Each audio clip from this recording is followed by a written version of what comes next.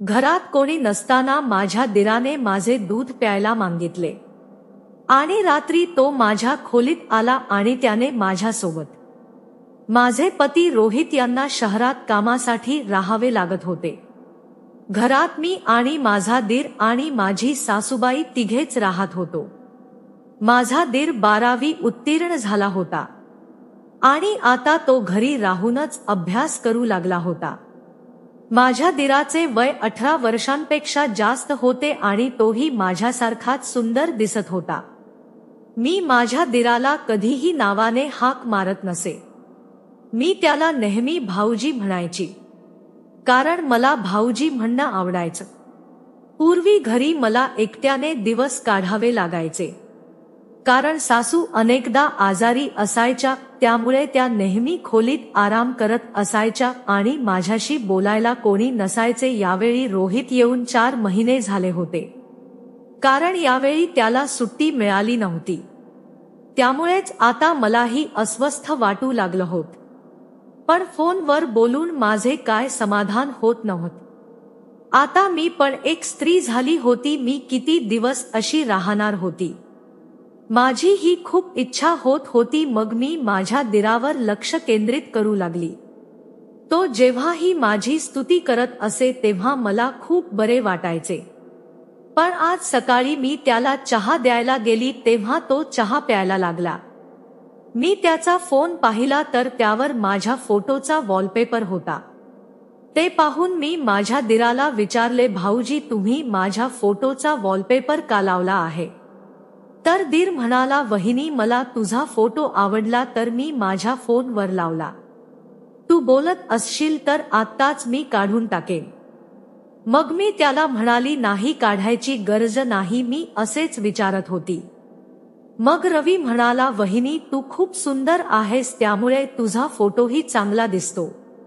त्यानंतर मी स्वयंपाक करण्यासाठी स्वयंपाकघरात गेली। आज घरात लाईट नव्हती, त्यामुळे मी पूर्ण घामाने भिजली होती। दीर किचनमध्ये आल्यावर मला घामाने भिजलेले पाहून त्याने मला कपड्याने हवा घालायला सुरुवात केली। मग मी त्याला म्हणाली की आज तुला माझी खूप दया येत आहे। तर दीर म्हणाला, नाही वहिनी, याला दया म्हणत नाही, याला आपुलकी म्हणतात। आणि घामाने भिजलेली तू अजूनच सुंदर दिसतेस। मी चपात्या बनवण्यासाठी पीठ तयार करत होती, पण माझ्या चेहऱ्यावर पुन्हा पुन्हा केस येत होते। माझे हात पिठाचे होते, म्हणूनच मी दिराला सांगितले की भाऊजी हे केस जरा वर करा। माझ्या दिराला आधी लाज वाटली आणि मग हळूहळू त्याने केस वर केले। यानंतर मी गॅसवर चपात्या बनवायला सुरुवात केली आणि दीर माझ्या जवळ येऊन बसला आणि मला त्याने हवा घालायला सुरुवात केली। मग बोलत असताना मी दिराला विचारले, ठीक आहे भाऊजी, तुम्ही तुमच्या फोनवर माझा वॉलपेपर का ठेवला आहे ते सांगा। तर तो म्हणाला, काही नाही वहिनी, मी तेव्हा पण सांगितले होते की मला चांगले वाटले म्हणून ठेवले आहे। मग मी म्हणाली की मी इतकी चांगली ही नाही, मला माहित होते की हे काहीतरी वेगळे आहे, तो फक्त माझ्यापासून ते लपवत आहे। मी माझ्या दिराला आवडते हे मला चांगलंच माहित होतं, पण मी मात्र त्याची वहिनी होती म्हणूनच तो सांगायला लाजत होता। मलाही माझा दीर आवडू लागला होता, कारण माझा नवरा इथे नव्हता, त्यामुळेच हळूहळू मला माझा नवरा माझ्या दिरामध्ये दिसू लागला। त्यानंतर मी माझ्या सासूबाईंना जेवण दिले, मी त्यांना औषधे दिले आणि परत आली। मग दीर आणि मी एकत्र जेवणार होतो, म्हणूनच माझा दीर त्याच्या खोलीत माझी वाट पाहत होता। मी हातात जेवण घेऊन पटकन दिराच्या खोलीत गेली। त्यानंतर आम्ही एकत्र जेवण केले। रात्रीचे जेवण करून मी दिराजवळ बसली आणि त्याच्याशी बोलू लागली। मी दिराला सांगितले, तुला माहित आहे की काल संध्याकाळी तुझ्या भावाचा फोन आला होता आणि तो मला म्हणाला की 1 महिन्यापूर्वी सुट्टी मिळणार नाही असे तो सांगत होता। खरं सांगू, मला त्यांच्याशिवाय राहावंसं वाटत नाही। तुला माहित नसेल, पण प्रत्येक बायकोची गरज त्याचा नवरा असतो। बायकोची गरज फक्त तोच पूर्ण करू शकतो। आणि मग माझा दीर मला म्हणू लागला, काही हरकत नाही वहिनी, आता 1 महिन्याची गोष्ट आहे, तू उदास होऊ नकोस. मग मी त्याला म्हणाली की मी उदास नाही होत, पण माझ्याही काही गरजा आहेत. फक्त तोच पूर्ण करू शकतो. मी कितीतरी महिने त्याच्यापासून लांब आहे. आता मला ते सहन होत नाही. मग माझा दीर मला म्हणाला, वहिनी तू आम्हा सर्वांची खूप काळजी घेत आहेस. मी समजू शकतो की तुला सध्या काय त्रास होत असेल, पण आता आपण काय करू शकतो? नोकरी ही महत्वाची आहे. मग मी बेडवरून उठून माझे कपडे काढले आणि दीराच्या पायाजवळ बसली आणि मी त्याला म्हणाली, माझ्या पतीची रोहितची उणीव फक्त तूच पूर्ण करू शकतोस. माझा दीर अचानक उभा राहिला आणि मला त्याच्या पायाशी बसलेले पाहून त्याने विचारले, काय करतेस तू? तू आधी उभी राहा आणि तू आधी तुझे कपडे घाल.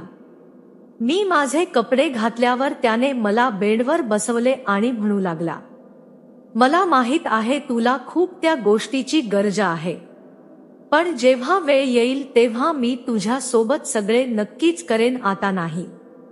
पण तरीही मी म्हणत राहिले की भाऊजी, आता काहीही झाले तरी माझ्यासाठी तूच आहेस.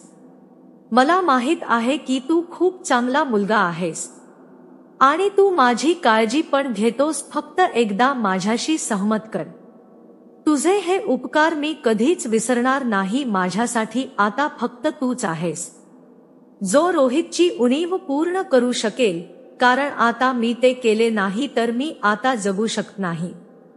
मला माहित आहे की हे सर्व चुकीचे आहे, पण भाऊजी कृपया माझे म्हणणे समजून घेण्याचा प्रयत्न करा.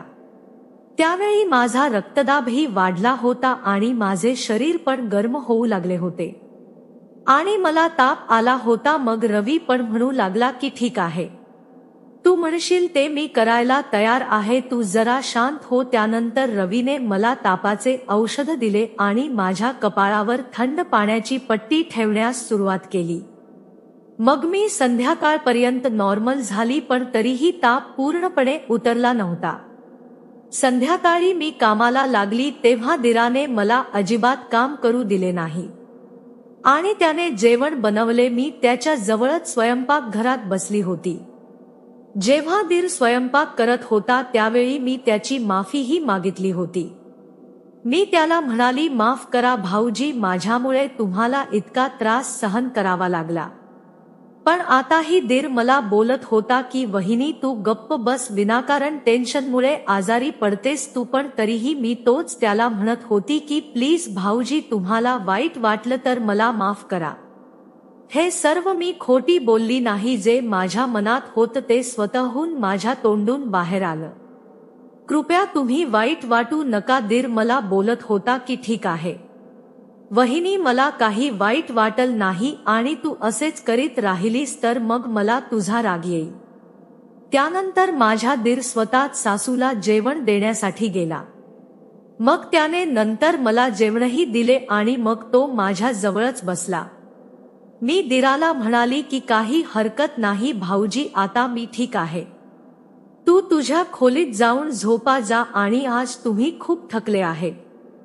मग दीर म्हणाला, वहिनी थांब, मी आता भावाला फोन करतो आणि त्याला सकाळी आपल्या जवळ बोलावतो आणि त्याला सांगतो की आम्हाला पैशांची गरज नाही, नाहीतर तू भावाकडे जा. मी म्हणाली, राहू दे, रोहित घाबरून जाईल. मी त्याच्या हातातून फोन हिसकावला तेव्हा दीर कॉल करणारच होता. मग मी फोन मध्ये बघितले तेव्हा त्याच्या फोन मधला माझा वॉलपेपर त्यातून गायब होता. म्हणून मी दीराला विचारले, काय झाले भाऊजी, तुम्ही माझा वॉलपेपर का काढलास? त्यामुळे दीर काही बोलला नाही. मग मी म्हणाली की मला माहित आहे तुला माझे आजचे वागणे आवडले नाही म्हणूनच तो काढला असावा. तर तो म्हणला की नाही वहिनी, असे नाही, मी तुझ्यावर अजिबात रागावलो नाही आणि मला तू पूर्वीसारखीच आवडतेस. मग दीर मला हसत म्हणाला, वहिनी अजून काय काय गोष्टी तुझ्या आवडतात ते तुला माहित नाही. मग मी त्याच्या जवळ गेली आणि म्हणाली की सांग, तुला माझ्या अजून कोणत्या गोष्टी आवडतात? मग तो म्हणाला की मला पण तुझा दूध प्यायला आवडतो. मग मी पण रागात म्हणाली की तुला आवडत असेल तर किचन मध्ये जाऊन पी. मग रवी म्हणाला की बाय द वे मी एकदा भावाला दूध पिताना पाहिले होते, तेव्हापासून मी तुझा चाहता झालो आहे, त्यामुळेच तुझा फोटो वॉलपेपरवर ठेवला होता. माझ्या दिराचे हे ऐकून मी हसायला लागली आणि म्हणाली की भाऊजी तुम्ही बाहेरून दिसताय तितके सभ्य नाहीत हे मला माहीत नव्हते. यानंतर दिराशी बोलत असताना मला कधी झोप लागली ते मला कळलेच नाही, कारण मी तापाची औषधेही घेतली होती. सकाळ झाली तेव्हा दिराने चहा तयार करून माझ्यासाठी खोलीत आणला होता. मग मी दिराला सांगितले की याची काय गरज आहे, आता माझी प्रकृती ठीक आहे, सर्व कामे मी स्वतः करेन. दीर जरा हस्त म्हणाला. मी पण दिराचे ऐकले नाही आणि आम्ही एकत्र जेवण केले. मग मी घराची स्वच्छताही केली. सासूही जेवण करून घराबाहेर स्टूलवर बसल्या होत्या, जेणेकरून वाटेत एखादी व्यक्ती किंवा गावातील महिलांना भेटता येईल. मी आणि दीर घरात एकटेच होतो. दुपारी दीरही माझ्या खोलीत बसला होता आणि आम्ही लुडो खेळत होतो. मी मग खेळताना दिराला विचारले की तू रात्री दूध पिण्याबद्दल बोलत होतास, खरं सांग तू फक्त मस्करी करत होता का की खर म्हणाला होतास? मग दीर म्हणला की आता सोड वहिनी, रात हो ग्रू बात हो ग्रू. पण मग मी आग्रह केला आणि मला अजून जाणून घ्यायचे होते की खरंच माझ्या दिराला माझेच दूध आवडते का. मग मी माझ्या दिराला विचारले तू मला सांग, तुला खरंच माझे दूध प्यायचे आहे का? मग दीर एकदम गंभीर झाला आणि म्हणाला हो वहिनी, मला खरंच हवे आहे. काल रात्र मी कशी काढली मी तुला ते सांगू शकत नाही. रात्री मी खूप त्या गोष्टीसाठी तलमलत होतो, पण तू रात्री औषध घेऊन झोपलीस. मग मी रात्रभर तुझ्याकडे बघत होतो. तुझ्या मनात पाप नाही हे मला माहित आहे आणि तुझी असहायता पण मी समजू शकतो. मग मी त्याला म्हणाली तुम्ही म्हणाल तर मी आता तुमची इच्छा पूर्ण करीन, पण मग आमचे संबंध बिघडतील आणि भावाचाही विश्वासघात असेल.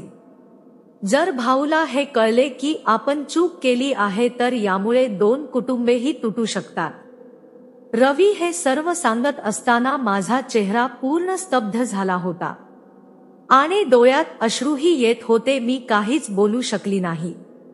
माझ्या डोळ्यातील अश्रू पाहून दीर लगेच गप्प झाला आणि पटकन माझ्या अश्रूंपर्यंत पोहोचू लागला आणि म्हणाला वहिनी तू का रडते आहेस? मी इतका मूर्ख आहे की मी तुला हे सर्व सांगितले. यानंतर दीर सुद्धा माझी माफी मागू लागला. सॉरी वहिनी म्हणू लागला. माझ्या तोंडून काय निघाले मला कळत नाही, पण तरीही माझ्या डोळ्यातून अश्रू थांबत नव्हते. मग दीर म्हणाला की ठीक आहे वहिनी, तू म्हणशील तसं मी करेन. मी तुला काही बोलणार नाही जर तू शांत बस, कारण मी तुला रडताना पाहू शकत नाही. मग तो रडायला लागला. मग मी रागाने रवीला मारायला लागली. मग मी त्याला म्हणाली की तुला मला समजावून सांगण्याचा पूर्ण अधिकार आहे आणि मला तुझी माफी मागावी लागेल. दिराच्या डोळ्यात पाणी आले होते आणि तो कोणत्याही प्रकारे मला शांत करण्याचा प्रयत्न करत होता. यानंतर दिराने मला पाणी आणले. मी दिराला सांगितले की आजच्या नंतर मी तुला तक्रार करण्याची संधी देणार नाही. मी तुला खरे सांगते की माझ्या मनात असे काही नाही, पण आजकाल मला काय झालं माहित नाही. मी स्वतःवर नियंत्रण ठेवू शकली नाही. दीर मला काहीच बोलत नव्हता. तो फक्त म्हणत होता की काही हरकत नाही वहिनी, तू काय बोलत आहेस ते मला समजले आहे आणि तुला जास्त टेन्शन घेण्याची गरज नाही. तुला समजले हे माझ्यासाठी पुरेसे आहे. यानंतर दिराने मला काहीच सांगितले नाही. त्याने त्याच्या भावाला रोहितला फोन करून घरी बोलावले. दुसऱ्या दिवशी रोहितही लगेच घरी आला. 2 दिवस घरी राहिल्यानंतर दिराने ठरवून मला माझ्या नव्या सोबत पाठवले, जेणेकरून मी थोडासी फिरू शकेन आणि सामान्य होऊ शकेन. आता या गोष्टींना बराच काळ लोटला आहे. दीर आणि मी त्या गोष्टी आठवून खूप हसायची. मित्रांनो, मला आशा आहे की तुम्हाला आमची कथा आवडली असेल. जर तुम्हाला कथा आवडली असेल तर व्हिडिओला लाईक करा, चॅनेलवर नवीन आला असाल तर चॅनेलला सबस्क्राईब करा. आपण संपूर्ण कथा वाचली, ऐकली त्याबद्दल आपले सर्वांचे मनापासून धन्यवाद.